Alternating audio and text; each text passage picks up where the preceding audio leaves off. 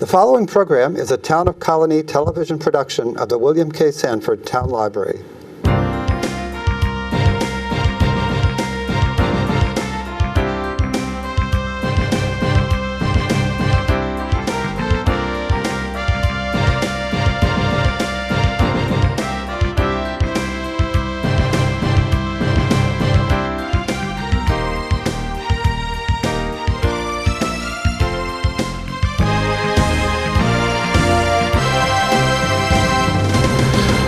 Welcome to the latest edition of Mental Health Now. I'm your host, Matthew Shapiro from NAMI-New State, the National Alliance on Mental Illness. Today, as we get into the heart of legislative session, we're going to use the next few episodes of the show to detail issues that NAMI-New State is advocating for in order to create a more mentally healthy New York State. Some of our main concerns include the availability of supported housing with wraparound services, the continuation of Kendra's Law, New York's assisted outpatient treatment program, which we discussed in a previous episode, and improving the mental health criminal justice interface. I just want to quickly point out that earlier this week, on February 14th, the Assembly voted on a sweeping criminal justice reform package, which included two issues of priority for NAMI-New State, raising the age of criminal responsibility and reforming the use of solitary confinement. And while this is fantastic news, we still have a lot of work to do as they face an uphill battle in the in the Senate, so we'll be discussing that in future episodes as well. But today we're going to explore the need to improve mental health services for veterans and military families and other issues surrounding post-traumatic stress disorder or PTSD. This is an important issue for NAMI as we are looking to continue funding for successful programs such as the Joseph O. Dwyer Veteran Peer-to-Peer Program. And we also want to make sure the state increases funding and the funding that is going for medical treatment for veterans with serious mental illness, and ensure those monies are designated for mental health and substance abuse treatment for veterans or allocated to veterans medical centers, community-based outpatient clinics, and other programs serving veterans with mental health and utilize treatment for these individuals. So we were actually very disappointed that the executive budget proposal didn't have any investments in veterans' mental health, and this is something that we really need to work on. So we have a lot of work to do, and that's why we're so pleased to be joined today by Diane Cameron, who's going to discuss why these issues are so important. Diane is an award-winning writer and journalist, and she's written extensively about the history and politics of both addiction and mental illness. She currently writes about popular culture for the Albany Times-Union and many newspapers across the U.S. Diane is the author of 3 books, Out of the Woods, which is a guide to long-term recovery, Looking for Signs, a collection of columns and essays, and her newest book, Never Leave Your Dead, about military trauma and family trauma. Diane's essays on military trauma received awards from the Bellevue Review and the Milway Foundation, and excerpts of Never Leave Your Dead were nominated for the Pushcart Prize. Diane also gave a 2016 TED Talk called Never Leave Your Dead, the Economics of Military Trauma. On top of all of this, Diane's also had a long career in human services, where she's an advocate for families and caregivers and people living in poverty here at Unity House in Troy. So Diane's new book is really a fascinating and riveting read, and I wanted to start in the foreword was written by Dr. William Nash, who's the Director of Psychological Health Services for the U.S. Marine Corps. And he says, Diane Cameron has enlarged my understanding of what it means to be a warrior. The greatest lesson in Never Leave Your Dead is about the way of the warrior emerges not from the lives of the author's beloved China Marines, but from her own pilgrimage to imagine and understand the tragic life of one particular China Marine, the one who married her mother years later, and bring home his memory finally with love and honor. But at a deeper level, perhaps the warrior's challenge is more than just choosing right actions over wrong. Perhaps the most fundamental role warriors play in our society is to venture into the unclaimed territory between good and evil, and to construct goodness right there on evil's doorsteps, and then to defend it with their lives. This book is a creation of goodness on the doorstep of evil.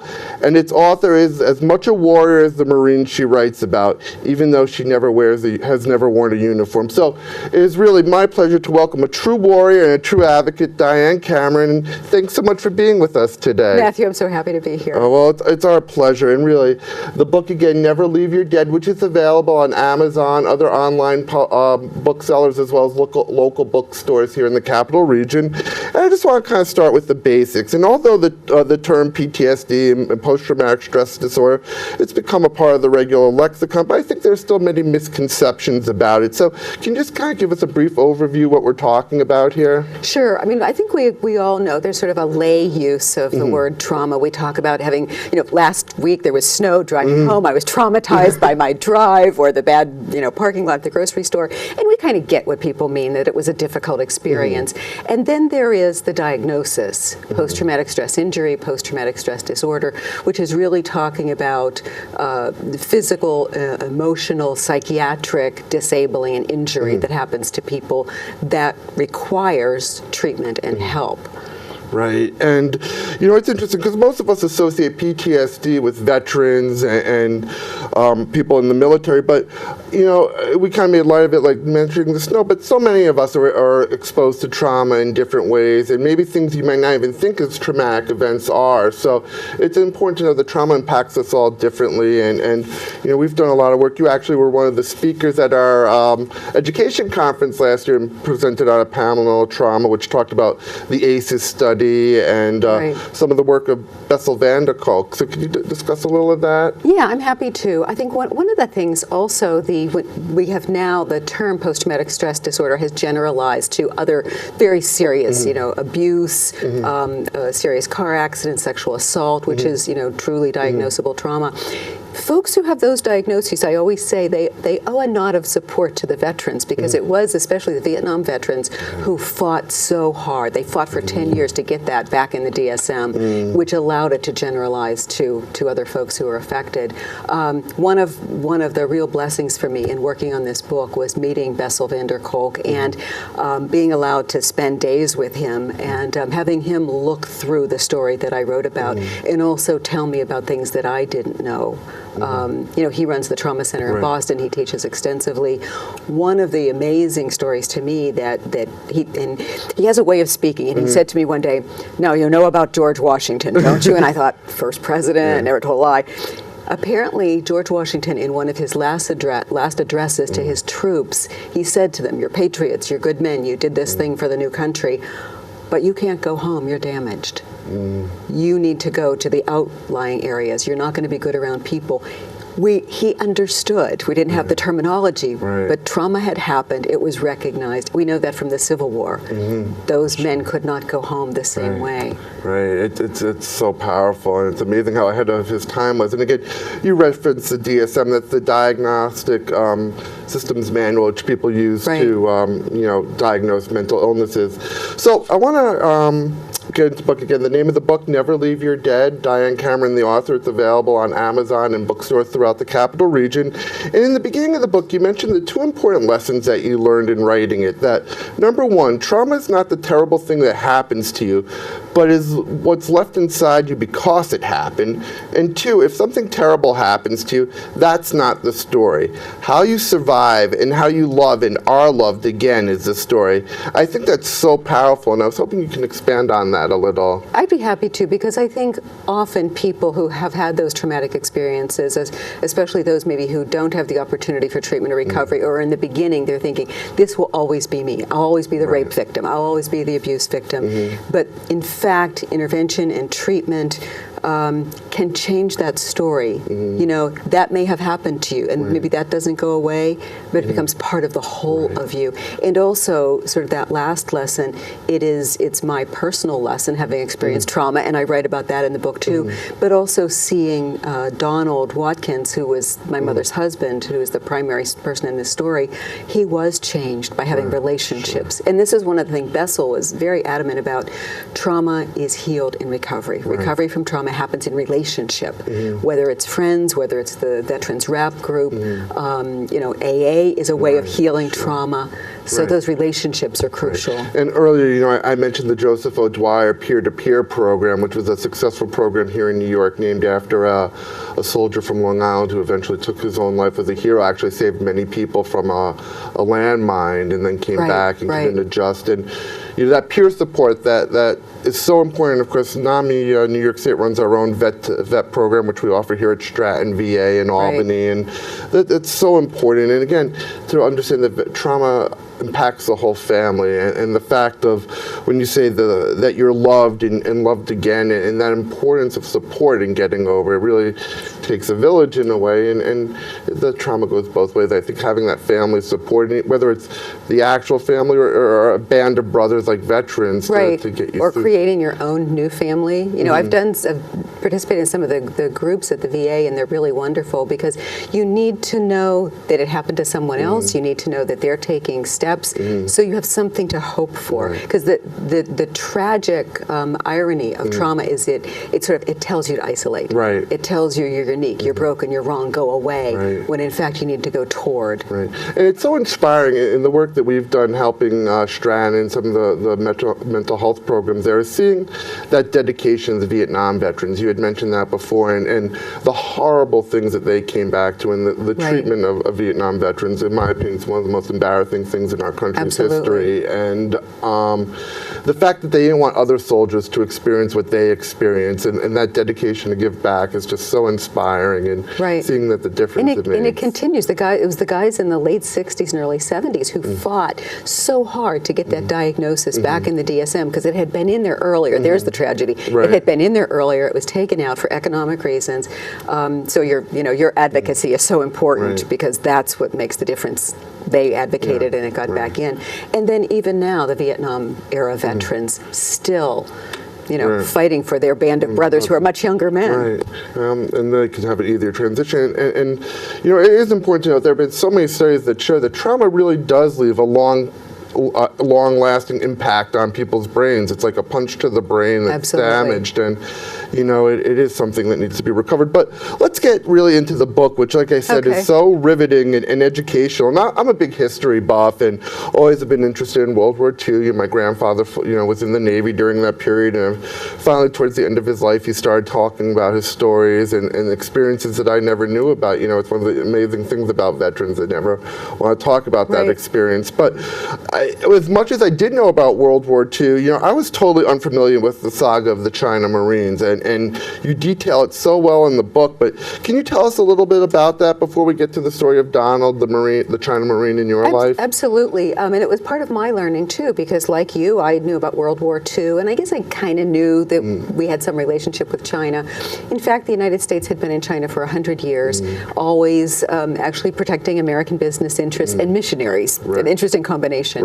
And our United States China Marines went there before World War II because the rumblings were happening. We knew that Japan was invading and that people were in danger and businesses were in danger. And these very young men, it was the Depression, it was the early 30s, they went there. It was kind of a romantic notion. The guys told me that I interviewed. It was going to be a foreign land, and there was going to be adventures and sort of light duty. And when they arrived, the massacres that they were seeing on a daily basis, they were among the most traumatized service members because of what their work was there. And what was their work? They were sort of tragic in a way, because we were not at war. They could stand duty, but they couldn't interfere. So they could not object to the Japanese behavior. So really, they were cleaning up after daily massacres and rapes and murders, and literally picking up body parts all day long. In such harrowing detail in the book about having to clean up legs and arms, and the worst that Donald said, of course, were the babies having just unimaginable things. And of course, you do mention what Bessel van der Kolk, what do you call it, about body touching? This was something, again, there's a field there, it's called the field of body handling and the trauma of body handling, which first responders, people have been in war after terrible accidents, the trauma that happens to the body handler. And that they were young men, they were doing this day in, day out. It's really unimaginable. It is. And to see these type of atrocities and not to be able able to do anything about it Right. except clean up after. It's really unthinkable, and it really made a very long-lasting impression on someone in your life, Donald, who your Right. mother eventually married. But do you want to tell his full story? It's really fascinating. Yeah, I got to know Donald when late in his life, late in my mother's life. It was a second marriage, a very happy marriage. And I knew he had been in the service, and I knew he'd been in China, and I didn't know what all that meant. And after they were married, I always say Donald was very honorable. He told my mother his story before they were married, and my mother, being very smart, waited until after they were married to Right. tell our adult children. Because the crux of the story is when he had come home as a returning Marine from China, he became a teacher, he went to school, everything looked okay, and then one day he came home and he killed his mother-in-law and his wife. And was immediately, I mean, mental health laws were very, very different then. There was no trial. He was declared a lunatic, which was the language then, and he was institutionalized. Right, and you go into a lot of detail, of course, about Donald's experience at the time at the Fairview State Hospital in Pennsylvania, which Right. was one of those asylums of old. And Right. it's really an example of the failures of the asylums of yesterday and why there's been that move from institutional care Right. to community-based care. But can you kind of discuss his experience in Fairview and how that kind of intensified his already existing PTSD symptoms? Yeah, one of the things that we know about Fairview now is it was one of the most notoriously bad institutions. It was a hospital without a doctor in it. Right. The guards were abusive, the patients were starved, there was, of course, sexual abuse and gaming and things like that. And one of the things that I know about Donald is, and people were over-medicated because that makes people manageable, that's a long tradition. And he began to probably hide the meds. I don't think he had the option of declining them, so that he could organize himself. And he wrote to lawyers and law schools, and he finally pieced together a case to get himself out of there, which is just extraordinary given, you know, I would understand giving up and laying down and never getting up again would be seemed to be the natural thing. And he organized and fought really to get himself out of there. And it's so interesting you talk about, so he did get out of the hospital, and he was living kind of out of town, kind of isolated. We talked about how trauma is an isolating experience, and he would come into town periodically, to go for outpatient treatment and get help, and that's how he ended up meeting your mom. It's kind of an interesting metaphor that, you know, we talk about engagement and recovery and the beautiful things that can happen with that, but that was certainly one of them. Your mom was a bank teller, right? No, she was in a deli. She was picking up lunch, and it's almost like, you know, like we think of like chick flicks now. Like she was buying lunch. Donald came in.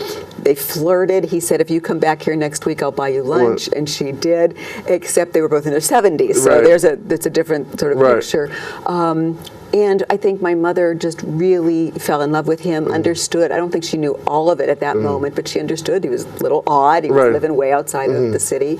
And I think he saw the goodness in her. And they had 10 years of a wonderful marriage. And my brothers and I are kind of watching this. And the reason that I wrote the book is I really struggled with how could this sort of nice, elegant, intelligent older man that my mother loves be that guy who killed 2 people as a young man. And so I really had to I needed to find out what happened in China, what trauma was, what mental illness was. It really forced me to So to I do mean, that you work. obviously went on this great journey because of understanding, and I always say, you know, forgiveness is such an important gift, not only to the person you're forgiving, but to yourself too. Absolutely. I think it's a big part of recovery and understanding that someone might be here today, you want them to get here, but understanding where they are. But so how did your family react to this, your siblings and everything? And can you talk about that a little bit? I mean, everybody had a really different reaction, which I think my mother knew would happen. So because she spoke to us one at a time, she separated us to tell us. Because my brothers, after I was the last to be told, and there's a scene in the book. It was like she was like taking her time to tell me what he had actually done. And then I called my brother and was like, "Do you know? Did you know?" And they were furious. They were like, "This guy's crazy." I mean, it was all that stereotypic language, and we've got to end this. And I had this split screen. It was like, how could she marry a guy with this story? But the other side of that screen was only my mother, I felt, could look at this guy and say, his past is his past. I'm marrying this guy right here today. And all of that is also part of what made him a very kind and compassionate man.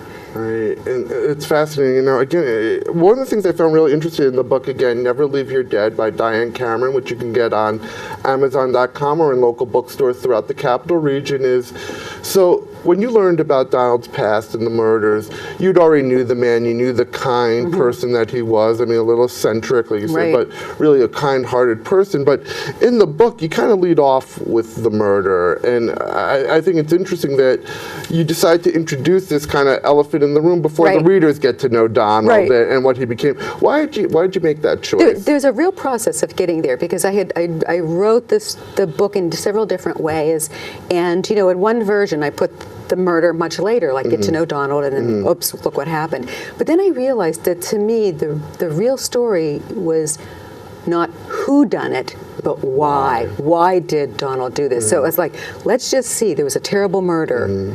Now, what happened to that guy? How did he get there? And you introduce it so interestingly. I mean, you detail about how he would walk out of class and take these long walks in the woods to either think about these things, and you describe it very, graphically. Again, cleaning up the limbs, the babies, and at the same time, thinking about these, but trying not to think about it. So even though you introduce this horrible thing that he did, you're able to do it in a sympathetic way where you really understand the struggle that the man is going through. And, I think that's very important. That those are the kind of things that happen to people who are traumatized. The flashbacks and the paranoia and the oversensitivity. It was all happening at a time when we had none of those words. That's the thing that, as a writer, that struck me. There was no language. Nobody then could have looked at him and said, "Oh, must have been a vet. I guess that's trauma." Today we would go right to, "I wonder if that's trauma." Right. I mean, we kind of paint this rosy picture of post-World War II America as this great time of expansion, the baby boomers and everything, and you don't realize the kind of struggles that were there. And again, I think it's so important that you realize that trauma does impact entire families. Absolutely. And you talk about that so well in your book. And again, we're talking about military traumas. Of course, the experience that military families experience, and having a loved one overseas, not knowing what's going to happen to them, especially if there are children involved, and it does impact entire families. And even we talk about the different types of trauma. Something that I say sometimes is we talk about NAMI all the time, how mental illnesses and psychiatric disorders, well, they're not contagious, but in a way they are, because even any experience that's against the norm or not a regular experience can be traumatic, especially dealing with someone who does have a mental illness, and especially one as severe as Donald. So I'm just interested, how you describe how the experience changed you, and it made you seek out knowledge, and that's what so many of our families do who are caregivers for someone with mental illness. Programs like NAMI's Family to Family, or we have a NAMI Homefront program, which is like Family to Family, but for military families, which we offer at no cost, and we do offer at Stratton VA. But so I was just wondering how the experience. You talk about how your family wasn't a traditional military family, but certainly the trauma impacted everyone. So can you discuss that a little bit? Well, I think in the way that most of us can relate to, say you have a family member that just has a serious mental illness, they get a diagnosis. You don't think you're going to change, but you do. You drop a class, you drop an activity, you speak to your friends less, you're overly caring, and all of a sudden you realize the whole family configuration has changed. In a more exaggerated situation, like a service member coming home, that happens big time, especially with multiple deployments. The spouse at home may have developed skills and abilities and independences that have to then go back and forth. Kids move all over the place. And then when that person finally does come home, and if it is serious trauma, why can't we talk to mom or dad? Why can't we do these things? And everybody needs some support. And I had a good friend in college. It was interesting. Her dad was a lieutenant colonel in the Army, and she was kind of an Army brat, moved all over the world. So on one hand, she had this great experience of really seeing the globe, but she would talk about how this is like the longest sustainability she's had in making friends. And that was like a skill that she really had to learn. And it's interesting because that's, again, a force of trauma, and she, the person had some issues, with sustaining relationships, romantic relationships, because you're used to that kind of constant things end. turnover. You're thinking, well, that'll end soon. Right, and it's an interesting thing that you don't realize how these things shape you. And even in my own experience, we were talking about things with my therapist, and growing up with a mother who had borderline personality, and the fact that maybe sometimes if I did things wrong, she wouldn't talk to, she could go a day without talking, and how that impacts me now is that, I feel the need to fix things things immediately, and Right. because that's always in the back of your mind. So it's just so interesting how it does impact entire families. It is, because and I've everyone had a similar differently. experience, and I become a high screener, which now as an adult and later in life, I realize there are benefits to that. Right. I know what's going on in a room, but it takes energy, the Right. amount of energy that takes. And of course, in the book too, you detail a lot of the warning signs and resources for people to look into if you think you may have a loved one with PTSD, whether, again, it doesn't have to be a veteran, it could be anyone who's experienced something difficult, Right. you know, and maybe you don't even know what that is. But so what are some of the warning signs or some advice you can give people on where to turn? Well, I think it is. I mean, isolation is going to be the big one, especially if it's somebody that would, you know, they were not maybe a loner before, or you see people pulling away. We know that in domestic violence, watch for that sign of somebody pulling away, and just to say, is there any way I can help you? With veterans, very particular things. You know, they always have their back to the wall. They're always they're looking for danger, scanning for danger at all times, isolating from family and friends and kids. Startle, you know, quick startle reaction. Absolutely. So I want to switch gears a little bit. So when you're not writing award-winning books and telling these riveting stories, you work at Unity House. I do. So can you, for people who don't know, describe what Unity House is and some of the things you do there? Sure. Unity House is located in Troy, and we serve Rensselaer County, parts of Albany County, in our domestic violence program, multiple counties. 45 years old, so I always do this. At the center is poverty, people living in poverty. And Which then, could be a traumatic experience of its own. And we Absolutely. actually had a very It is interesting very- episode of the show talking about mental health in schools and socioeconomic trauma Right. and how that, you know, impacts kids. And that's, you know, like I said, we got a whole episode just on that, but continue. I'm yeah, sorry. and one of the biggest parts of the program is services for people with mental illness or serious mental illness, especially housing, because we are housing first Right. kind of organization, and we have the whole continuum from old school group homes to independent apartments, and then job training skills, so everything that'll support moving toward independence. And you're going to touch on something we're going to talk about on our next episode, which is so important, that is housing with full wraparound services. It's not enough just to give someone a bed and a roof over their head. Right. You know, especially we talked about Donald's horrific experiences in the asylum and why we're moving away from asylums, but there are hospitals that, you know, give excellent care now. Things have changed, and we want to make sure that if people are being, you know, as the state reduces hospital beds and we're moving to community-based housing, that,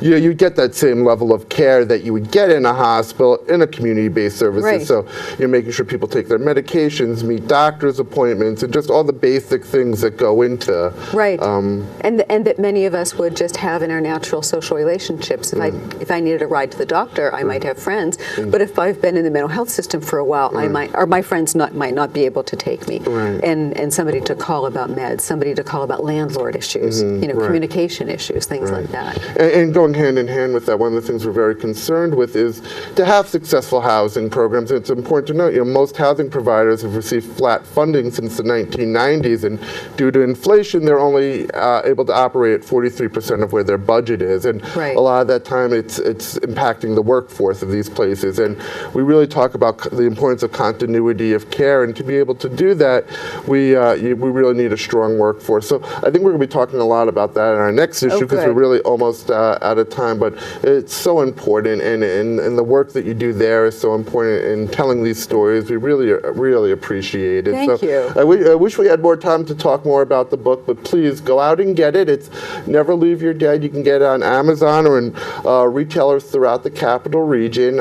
It's a riveting read. Learn more about the story of Donald and the other Marines, and more about trauma and how it really impacts people and families. And again, as we always say here at Mental Health Now, hope starts with you. So thank you so much for watching, and we'll see you next time.